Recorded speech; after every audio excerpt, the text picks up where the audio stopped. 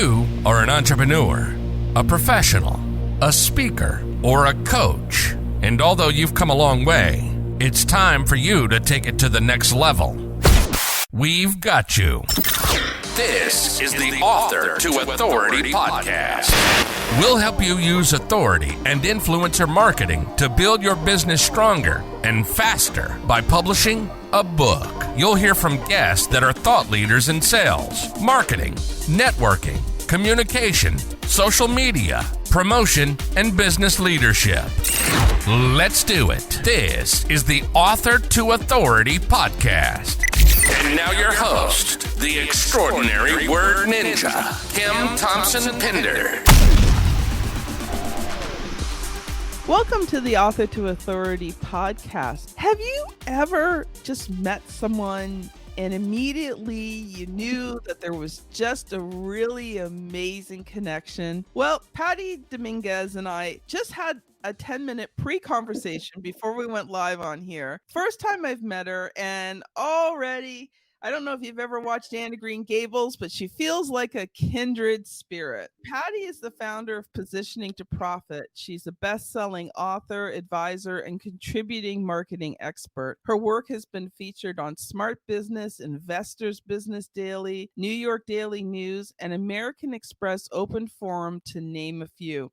Now, prior to 2013, she worked in Fortune 50 and management consulting as the head of the global agency strategy, managing just under $1 billion. That's $1 billion in marketing spend over her tenure in corporate America. And she now helps service-based entrepreneurs claim their category of one status based on their unique abilities. And welcome to the show, Patty. Thank you so much, Kim. I'm super happy to be here to hopefully share tremendous amounts of value for your audience today. So, Patty, I loved it is how to create that category of one. So in tune with the author to authority concept. And I'm going to let you loosen a little bit to talk about that. But first, why don't you take a few minutes, introduce yourself, tell us a little bit about your story, and how did you come to help service-based entrepreneurs? I mean, obviously, you were very high up in corporate America. Yeah, thanks, Kim. I spent quite a few years in corporate. It was like 18 years in total. And I just followed the track that my parents had kind of expected of me, right? Go to school, get a good job. And so my dad's biggest dream was for me to have a very good job that had an office and that I had a car and a cell phone. I mean, he's a blue collar worker, right? So that was the big aspiration. And so I did that. And I was really grateful because I had the opportunity to work with some of the biggest brands in the world. And in that process, I learned a whole lot. And to be honest with you, it was this culmination of working with different brands and being parts of conversations where people were product launching and bringing things to market, bringing new ideas to market. So as I look back, I'm very grateful for that time. It wasn't until 2008, I was at the time in a consulting firm and I was unceremoniously given the pink slip. Right? I didn't know any better at the time, but what I realized in that moment, I was like, I can't believe this is happening, but I did the schooling, I got my MBA, I did all these things that I was supposed to do. How can I be like left loose and no explanation? And it was just because of the economy, right? So the long story short, what I really came to realize is that my job is not an asset. Your job is not an asset. And when I read on this concept of really creating a business system for yourself, I said to myself, well, I have to figure this out. Again, I came from a blue collar family. Their biggest thing was like, let's get you an education. So I had to take personal responsibility to figure this out. So I went back to corporate for a little while. Again, very grateful for that opportunity. January of 2013, I worked one day so that I can get my big fat bonus that I had earned because I had to work one day in the new year. And then off I went into entrepreneurship. Now, in that process, I did go through a lot of evolution around, I am no longer a corporate person, and I really negated so much of what I had learned. And I said, no more, I'm an entrepreneur. Surely I could figure this out. A little bit of ego there because I was just like, this is it. I'm alone, I'm free. And what I really came to find out is that it is a big challenge to be an entrepreneur. You know that, Kim.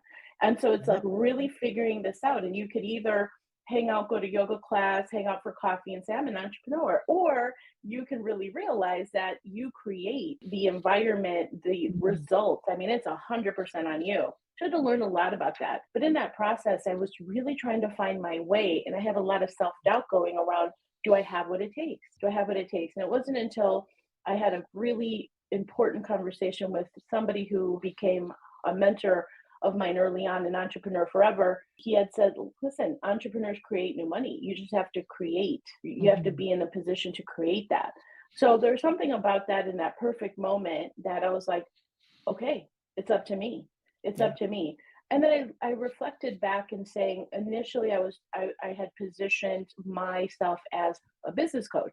That's not enough. I was like, well, maybe social media angle, that's not enough. At the time, I was still doing some consulting. And I remember being on a consulting call, and that was like the big epiphany moment. Whereas I was on this consulting call, bunch of people on the Zoom call, brand managers, whatnot. And I was like, wow, all of these people on this call having a conversation about the positioning of a chocolate chip cookie. So I don't know if you could see there's like a little pillow there, my chocolate chip cookie. It's like right in the corner. But that was like the big aha, like what? That's it. That's my angle. Because the big brands understand the positioning of any product in order to differentiate. Yes. And in the solopreneur space, we're not doing that enough. We think it's the certification. We think it's the accreditation. We think it's about being on all the platforms and speaking to all the people. Yes, in part. But what I purport is that having the foundational principles of positioning first is the essential so that you can create your category of one. I loved what you just said there because people think that they've got to get on the stage first. No, you've got to lay the foundation to get on the stage. If you get on the stage without the foundation, you're not going to achieve any results. You talked about that positioning, right? Yes. If you don't have that positioning in place so that you stand out above the crowd, because just being on a stage does not cause you to stand out in front of a crowd. Yeah, okay, sorry. You are standing out in front of a crowd, but technically, you may not enjoy the results you get. And the idea here is like position yourself, equip yourself, empower yourself so that when you are on that stage, you're in a position so that people are like, wow, she really stood out. He really stood out. That was really memorable. And the idea behind this, the whole game around positioning is just to capture mind share, to capture attention. Because let's face it, attention, holy cow, you can't get people's attention. They're bombarded with noise. So in a cluttered market, how do you create that white space, the open conversation so that people remember you? That's what this is all about. And the thing is too, is positioning is so critical because, I have a saying, if you're trying to be everything to everyone, right, you'll be nothing to nobody. Right. So that's when you're standing on that stage and you don't have that strong message or you don't know who you're talking to, you're not creating any impact on that stage. And I've been on some stages and, the stages I've been on have cost me money because sometimes you have to pay to play in the beginning. And, I made sure that, my message was clear and I knew who I was talking to because I did not want to waste all that money I just spent to get up on that stage to be unclear. Exactly. Because to that point, the worst thing that you can say is like, oh, well, my product is for everybody. No, it's actually really not. And you can always tell when people answer that, everybody needs this. Okay, but we're not mass marketers, institutional brands. Like you're not talking about McDonald's, or they do that mass market push. We have a little bit more of a challenge here is that we have to carve out exactly who it is that we're talking to and what is the message that resonates with them. It's more important than ever. So don't do the mass institutionalized perspective of like, just putting the message out there. I'm telling you, it's going to fall on deaf ears. So to your point, if you're investing in getting on that stage, if you're investing in really promoting your book, then you want to be very, very specific around who the message is for, right? Do you understand them? Do you understand all of the things that matter in terms of crafting the message so that it stands out? One of the things I love to say is I'm not everybody's cup of tea. Right. I mean, think of it. How many brands of tea are out there, right? Exactly. I'm a specific brand of tea for a specific person. Yeah. But if I am, and that person likes me, that person will only use me because I'm their cup of tea. That's a really important point, Kim, because how many times do we go into that self-doubt headspace? They're saying, oh, but there's so many coaches out there. There's so many health coaches, or there's so many chiropractors, or there's so many doctors, or there's so many of this, and that, but there's only one of you. And so Yeah. the idea behind positioning is really highlighting the thing that makes you unique, right? The Yeah. thing that makes you stand out. Because I promise you, if you're trying to be just like everybody else, you're not going to stand out. Or if you're trying to follow what that big player in the market, you're only ever going to be the second best version. And it's so inauthentic, and people can sense that. That's like an energetic thing. They sense it. So what about, looking at who you are and highlighting those personality traits, whatever position you want to stand? There's some people who say, oh, I'm Christian based, or they go into their faith-based type of approach, or political approach, whatever it is, right? Whatever it is, just claim your space because it feels aligned with who you are. And I think that's a really important thing. To your point, you're not everybody's cup of tea. That's good. This is not for either. Is it for me? I mean, I'm in a crazy competitive market in the online marketing space, but there's only one of me, right? So you will attract those people when you claim your space. I think that's a really important point there. Yeah, like I'm about almost 7.5 years into being a publisher. And the first couple of years, I was kind of doing everything for everyone. And it wasn't that I Right. wasn't making money, but I was working with a lot of people I really didn't want to begin with. And, I couldn't charge the rates I wanted to. But when I niche, however you say it, depends which country you're from, all of a sudden I could start charging a lot rates because I specialize in one type of book only. I only do one type of book. My books are for entrepreneurs, professionals, speakers, and coaches, and they write these books to build their business. It's a very Excellent. specific type of nonfiction book that generates income. That's perfect. See, like, you have a specific audience in mind. The message is clear, the outcome is clear, right? That promise of how you're going to help them. Yeah, I think that's so important in business because people think, well, if I niche down too much, I won't have enough people to sell to. Well, you niche down well enough and you do your job well enough, you don't have to sell to a lot of people because you can charge a whole lot more money for your products and your services. And you don't have to deal with everyone. You can deal with just the people you want to. Exactly. Yeah. So, Patty, I'm going to let loose. We've already been talking about this a bit, but I know you have some specific teaching and training that you want to talk about being a category of one. So I'm going to let you loose for a bit to share on that, and then we'll talk about it a bit more. Sure. Well, I'll kind of give a little bit of a mini masterclass on what it means to focus on your positioning. So you're probably thinking, well, is she talking about the website or logo and all that? No, I'm not talking about that. In fact, all of the things that you see out there in terms of branding are focused on the visual outputs, meaning the logo, the website, what kind of graphics and color scheme. And that's good, but you're putting the cart before the horse. And the reason is because the positioning is the equivalent. And I say it this way so that it really is like, oh, I get it now. Where when you think about positioning, think about the dream house, that house of your dreams, the one that if money were no object, you can build it any way that you want, right? Positioning is the blueprint. You're going to pay an architect to build the blueprints because that's going to be the essential foundation. Unfortunately, it's the unsexy truth, which is why a lot of people don't talk about positioning, but you need the blueprints because if you don't, you have a house of cards, okay?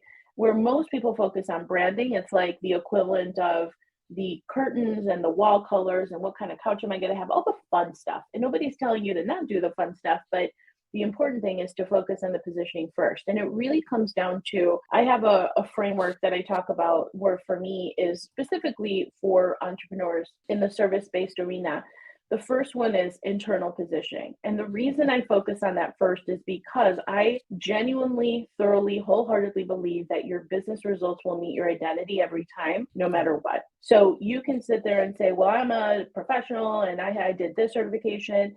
And so I see these self-sabotaging behaviors because I also do coaching on this. And I have been very, very much an advocate for working on the internal positioning first, where, be honest, as you're listening to this, some of us will say, maybe if I take that course, then I'll have enough. Maybe if I take that certification, then I'll be enough and then I'll have enough for me to promote the book that I wrote.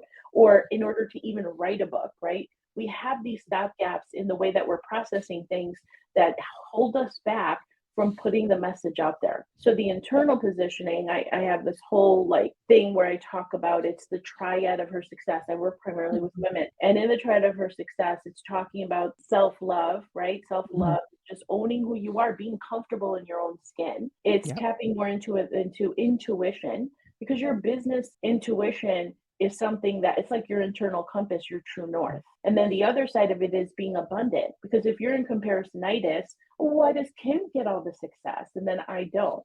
Well, then there, my friend, there's so many of the reasons why the things are holding you back, right? So we work on that first. In fact, I would venture to say that work is never done, because you're always going to be fine tuning. Like, what are the triggers that I'm going through that is causing this setback or this feeling that I'm getting that I'm not enough, or I'm being in lack, or all of these things. It's just a constant thing. The other side of it is that there's a new level, new devil, right? So some clients of mine, they'll go from 5,000 a month to 80,000 a month, for example, and they'll be like, I can't push again, or they'll retreat back to the level that they were, because that's their safety zone, right? And it's in the book, The Big Leap, I went through that too, is to say, oh, I have an upper limit problem, right? I'm in that comfort zone where I'm good up to this point. But then for me to get beyond that, there's some additional work I have to do. Again, internal positioning. The secondary part of it is external positioning. It basically goes to the fundamentals of putting together the position that you need. It's for the market, understanding very, very clearly who you are marketing to, who you want to attract. It goes beyond geographics or the demographics. It really goes into psychographics, so much so that the prospect will hear it and be like, oh, it's like she's in my head. It's like she really understands me. And that's the highest compliment that you can get, right? So that's like the market, the messaging, right? That's where we're going into the messaging. And then an offer, right? Having the right kind of offers, because if you're not making enough offers, you're not making enough money, right? So a lot of people have those types of things that hold them back in crafting their offer so it's compelling. And then the third and last segment of the whole positioning to profit framework is activation. Most people start with activation, and then they'll say, should I be on TikTok or should I be on Snapchat? It's like, no, we need to do this work first so that then you can take the right activation approach. Are you most comfortable on YouTube? Like you can are on LinkedIn. That's where your people are. Exactly that. This is an activation strategy. So that's when all the tactics come into play. So strategy first, then the tactics. And that's how you're going to create that category of one and get the results you're looking for. You know, I loved what you said back in the beginning there, and talking about the internal work. How many times have I had people tell me, oh, well, I've got to do this first before I'll be ready to write a book. And yeah, sometimes you're not ready to write a book. Okay, that's a pretty big, hefty thing. But most of the reasons that people give me why they can't write a book are not really valid. They just really aren't emotionally, mentally ready. But you said something, people are like, oh, I've got to have this certification. Can I be honest with you, audience? Nobody cares about your certification. I have a whole video on that verbatim on my YouTube. I'm like, nobody cares. Legitimately, nobody cares. If you look at the different people, like, for example, think about all of these big celebrities. It's because they built the personality. It doesn't mean they have the right accreditations, right? And so honestly, these things that we have that we need more certifications is simply not true. It's a self-sabotaging behavior where you're getting ready to get ready. I hate to tell you, but that's what I see. Kim, it sounds like you see the same thing, right? So take inventory and say, it's interesting. Procrastination and self-sabotage will show up in really sneaky ways because you think you're doing something. You're actually not. You're actually playing it super safe and not moving ahead. Yeah. The thing is, and most people know, and I'll tell you a few things that most people don't know. I mean, I was told at 7 years old that I shouldn't write, that I wasn't a good writer. I carried those words around subconsciously for 30 years. Didn't write. Yes. Okay, I passed high school. I got A's in English, but I became a publisher in my 40s. I've never been to college or university, and I run a successful publishing company. And I learned how. I had many years of entrepreneurship experience, which helped prepare me for this. But learning how to become a publisher, I just figured it out. Yeah, I was going to say, people are paying you for the result. They're not saying, hey, Kim, tell me what your GPA was. Does it mean anything to the person? They want the results. That's what they're looking for. My results is I've worked with, well, probably 300 now, but at least well over 200 people to become authors. Many of those books have gone on to be Amazon International bestsellers. I have clients who have sold thousands of books themselves. I have had clients who have spoken all over the world. There you go. That's what people want to know. They don't want to know that, oh, I have an English degree. No, they want to know, can I help them produce a book that's going to change their business? The answer is yes. And I think it's the same for the audience. The focus should never be on you. The focus should be on what results can you give your clients that will change their lives. Exactly. Yeah. Now, Patty, I did not get a chance to ask you this question before we got on the show today because we were just having such a wonderful conversation. But have you authored anything, Patty? Well, that's a great question, Kim. I've been a contributing author in 3 different books, and I have just a little guide that I wrote too. It's a little guide that I wrote. It's called the Positioning to Profit Guide, and I really use it as a marketing tool, like you mentioned. But I have another book in me, the real book, and there's an angle to it that I'm working toward, but it's on the docket. It is most definitely something that I want to author, and it's more around what it's taken for me to get to the space where I can say I'm prolific, right? It's a word that I use quite a bit, prolific. I have products that use that because being prolific is really standing out. It's being really special and doing all these things. And I encourage the women that I work with to claim that prolific space. So there's a book around that topic that I really want to author. But again, there's a whole concept. I didn't write it. I wish I had. It's from Kevin Kelly, and I don't know if you've ever heard it, Kim. He has a blog post. It's pretty dated now, but it's still relevant. It's called 1,000 True Fans. And I think this is a really important concept too that everyone should know, is that we think we need to have 1 million fans, or like, look at so-and-so, look at Tony Robbins, he has millions across the world. Well, what if Kevin talks about it? It's like, what if I told you it only takes 1,000 true fans, or I don't know if he calls them true fans or raving fans, but that's it. If you had 1,000 raving fans, you can have the business of your dreams, right? Something really special, and I love that concept so much. I say it all the time because it really helps to place this idea like, that is doable, right? That is doable. That they're not just raving fans, they're brand ambassadors. Exactly. The ones that sing your praises and share your story and buy whatever it is that you have to offer, and really would be like, oh, are you having an event? And over there across the globe, I'm there. That's just a dream to work with people like that. Just like you said at the beginning, it's like once you have that specificity of who you want to attract, it's incredible what happens, because guess what? You don't have to work with everybody. You can be selective. And there's so much freedom when you get to choose who you want to work with, get to choose who your clients are that become the raving fans or the true fans. And there's something really magical about that. And everybody has the ability to do that.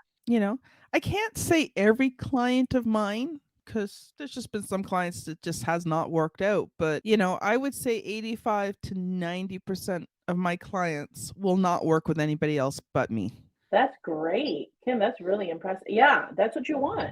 That's exactly what you want. Right? Of course, there's always going to be the little kind of bruised apple, right? That person is like, okay, I bid you adieu. Thank you so much. That was awesome. Our engagement is over, and that's okay, because obviously there's no such thing as perfect, right? So I've had some interesting people over the years. A little bit more selective now, take a little bit more time in the process. But, I had one person I worked with who we didn't realize at the time was bipolar. Right. So when we started working with the person, they were fine. Everything was good. Then the other side of the bipolar showed itself, and the rest of the journey was very harrowing. Let's just put it that way. And sometimes you can't tell. And we didn't wish this person any ill will in any sense of the form, but just a very difficult person to work with, because when you're writing a book, it's not just, facts and figures. You're putting your heart, your soul, your emotions into these books. You're sharing things about your life that, you may not have shared before. And, it's like giving birth to a child and putting it out to the world and saying, hey, is my child lovable? And not everybody loves your kid. It can be very rough emotionally. And so, it really got to this person. But that was one person at the end of the process where, like,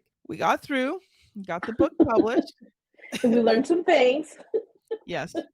Complete side note, but just something I've learned because different things I've done in my life. I've dealt with a lot of people with mental issues. So here's one thing that I've learned is, when they attack you, they come at you emotionally. One thing this person said is, you don't like me, you don't want to work with me, blah, and the person just went on and on, right? So the emails, that's what the emails would be like. So I told my project manager, I said, you do not deal with that stuff. Don't fall into the trap, because as soon as you tell this person once, oh, we like you. Yeah, then they open the door. Right. You're opening the door for a lot of that. Right. So if you're working with someone who's, emotionally difficult, you don't deal with the emotions. Okay. Sorry. If you're a life coach, you have to deal with the emotions. But, but if you're in a general service industry, don't deal with the emotions. Because she would give us all this emotional stuff, and then she'd say, okay, this, and this is wrong with the book. So we never dealt with the emotional stuff. When we emailed her back, it was like, okay, thank you for emailing us. We see you have these concerns about the book. We'd relist the concerns, and then we would address the concerns. But we didn't address the emotional stuff, because that's a huge pit. If you fall into it once, then you've got to be emotionally stroking them up all the time. Very true. Really off topic, but just something I felt like maybe people need to know is, that's how you deal with it. You deal with the problems that are going on with their product or service, but you don't need to feel like you have to deal with the emotional side of it. Unless, of course, that's your job. And if it is, I'm praying for you right now. So Patty, we have a few minutes left, and because you've been in a few of these co-written books, there is a question that I ask every author who comes on the show. And the question is this: what was the good, the bad, and the ugly about publishing those books, writing and publishing those books? The good is that in each one of those, it was a collaboration where I was invited to it. So it was a really nice opportunity. So I love that whole camaraderie, and I've seen more people do it. I did it quite a while back. I think this was back in 2015. And I'm seeing more people do those types of collab books. And it is really nice to collab. The bad is that I don't know that there was a bad. I just think that for my own sake, I believe that that's nice, but to me, it's not a book. Like I really want to do my own book. So I'm like, but it's definitely on the docket. I don't know who said the quote of like, everyone has a book in them. I really believe that. And so I won't feel like a real author until I have done that.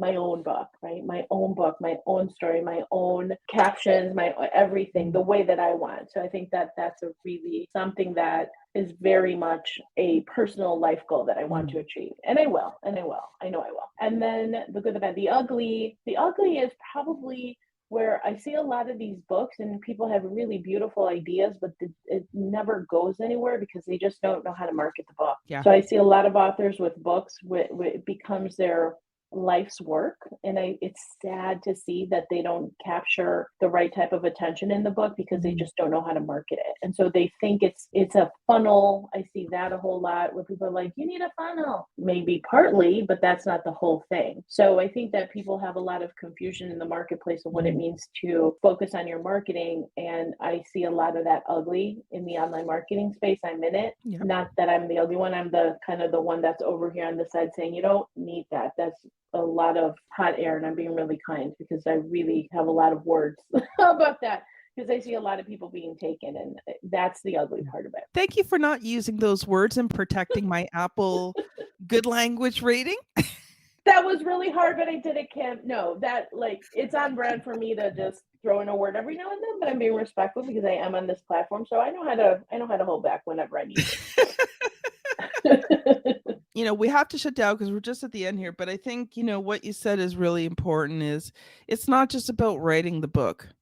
Writing the book is like being pregnant and giving birth. It's only the beginning of the journey. You still got to raise this kid. I love it. That's exactly it. And I'm going to quote you and steal that because I love it, because that's exactly what it is people think that this is it. I'm like, no, that's just the start. You're just starting. Yeah.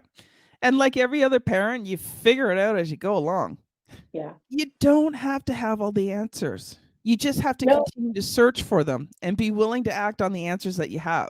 You made a really important point, and I could talk about this for an hour and I won't, but that is the thing where if there's ever a bottleneck in your business, maybe it's time for a who. So it's being resourceful and asking the right questions to say, well, who can help me with that? And Yeah. whenever I presented that, and it's not for me, it's a whole book, but it's the whole concept of like, don't get bogged down with like, oh, I got to do everything. You're not going to do everything yourself. It's about being resourceful and asking, well, who can help me with that? You know, it's funny you say that because I've been looking for one specific person for about 4 years now. I've been waiting to move forward with a certain aspect of my business, but I could not find the right person to work with. And I think I have finally, actually, there's two areas.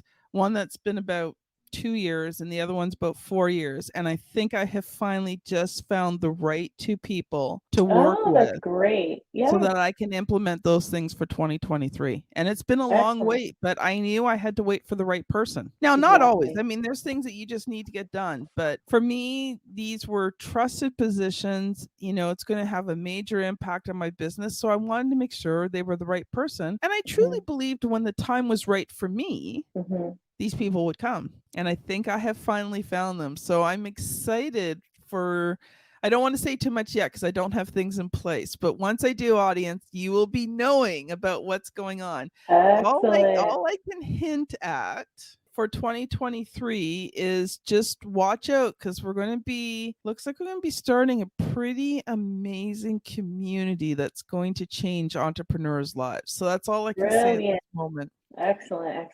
So, well, we are out of time, Patty. I think you and I could keep talking forever.